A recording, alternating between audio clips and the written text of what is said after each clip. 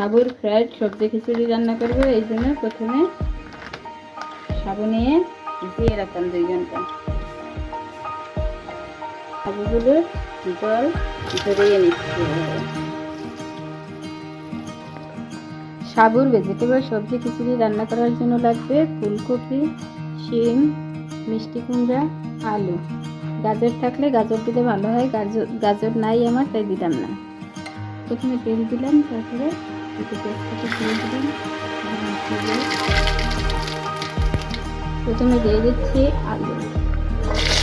যেই সবজিগুলো হতে একটু সময় দিতে লাগে ওগুলো আগে দিতে হয়। আলু আর ফুলকপিটা দিয়ে প্রথমে ভেজে নেব।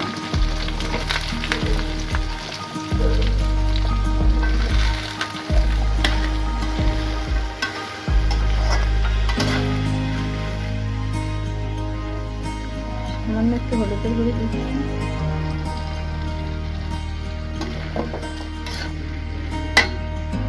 পরিমাণ মতো লবণ।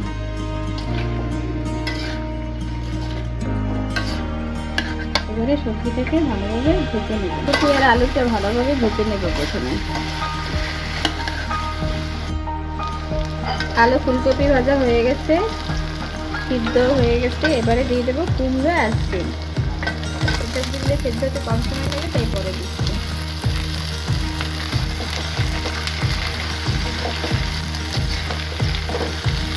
কুমড়ো শিম দিয়ে একটু নাড়াচাড়া করার পরে দিয়ে দিচ্ছি কাঁচামরিচ। আদা আমি একটু ভেজে নিয়েছিলাম প্রথমে তেলে, দিয়ে দিচ্ছি এগুলো।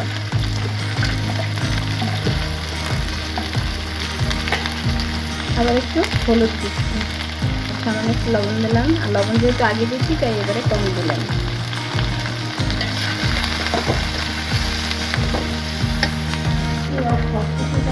নিরামিষ খিচুড়ির জন্য একটু মিষ্টি দরকার, মিষ্টি দিলে স্বাদটা ভালো আছে, তাই দিয়ে দিচ্ছি কিছুটা চিনি।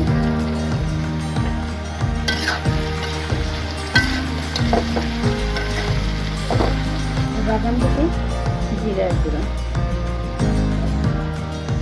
গরম মশলা গুঁড়ো। এবার দিচ্ছি পরিমাণ মতো জল, সবজিটা ভালোভাবে সিদ্ধ হওয়ার জন্য।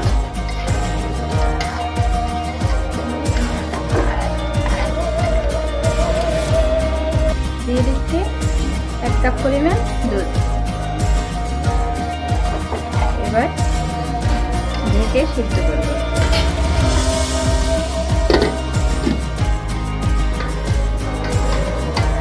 সবজি সিদ্ধ হয়ে গেছে, এবারে সাবুগুলো দিয়ে দেবো।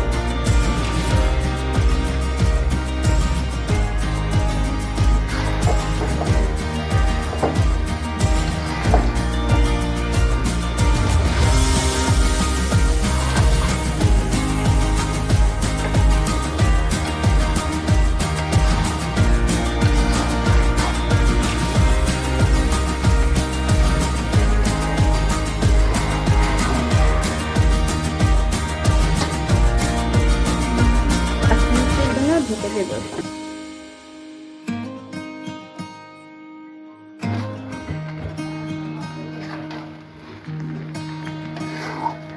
সাবুর সবজি খিচুড়ি আমার রান্না করা হয়ে গেছে। এবারে